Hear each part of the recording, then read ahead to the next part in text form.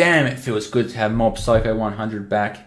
It feels so good, and the animation looks even better than what it did in Season 1. The first episode's action scene between that, viney demon was so fucking good. So fucking good. Top-notch animation there. Top-notch. And Mob and Reigen's relationship is still fun as hell. And Mob trying to grow out of his character here is hilarious. Throughout this first episode, he decides to run for student council president, which is completely something that Mob wouldn't do. He would not do that because he is so shy. So shy, it is hilarious.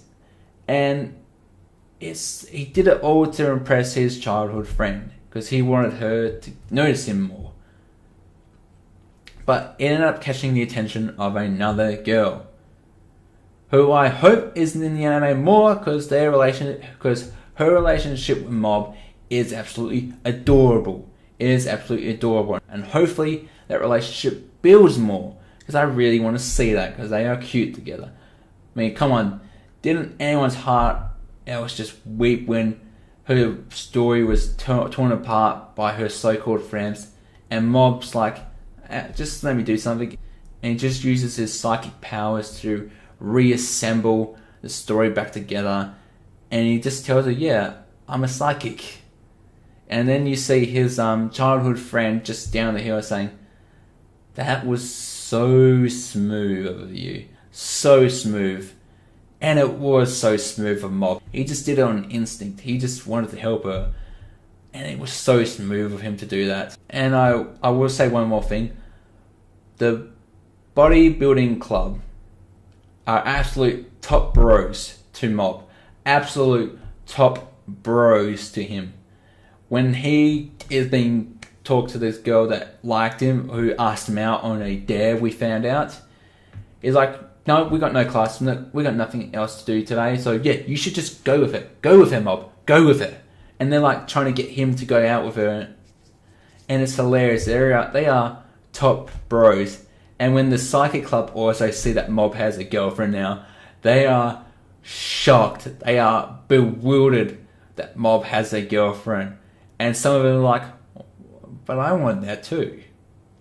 It's hilarious. It is hilarious. The dialogue here and differential between how the bodybuilding club is encouraging Mob to do this and how they're trying to push him out to do it, while the Psychic Club is like shocked, absolutely shocked that he's got a girlfriend.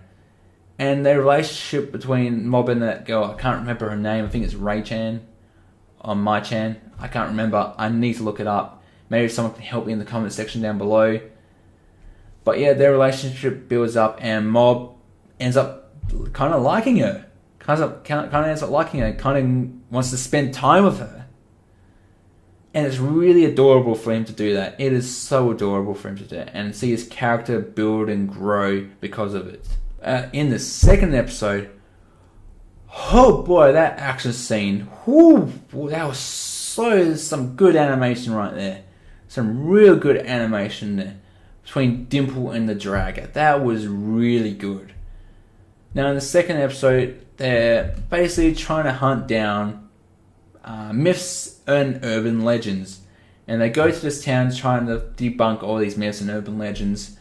And they kind of do. But they find out that the Drago is actually real. And there ensues a big fight scene between Dimple and the Drago. And it's a really cool animation sequence. You need to watch it.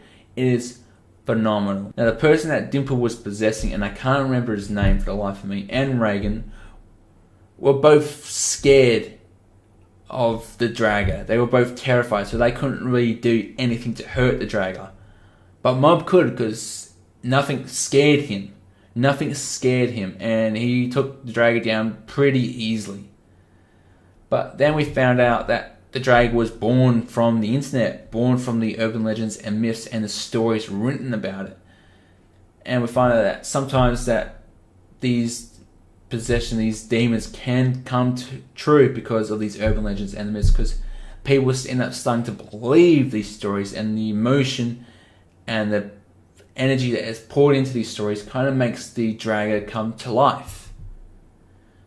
So we kind of see that sometimes people, if they believe in an urban legend so much, that it can actually sort of manifest itself to become real, which is kind of disturbing, because there's a lot of urban myths and legends here in real life, and we don't know if a lot of them are real or not.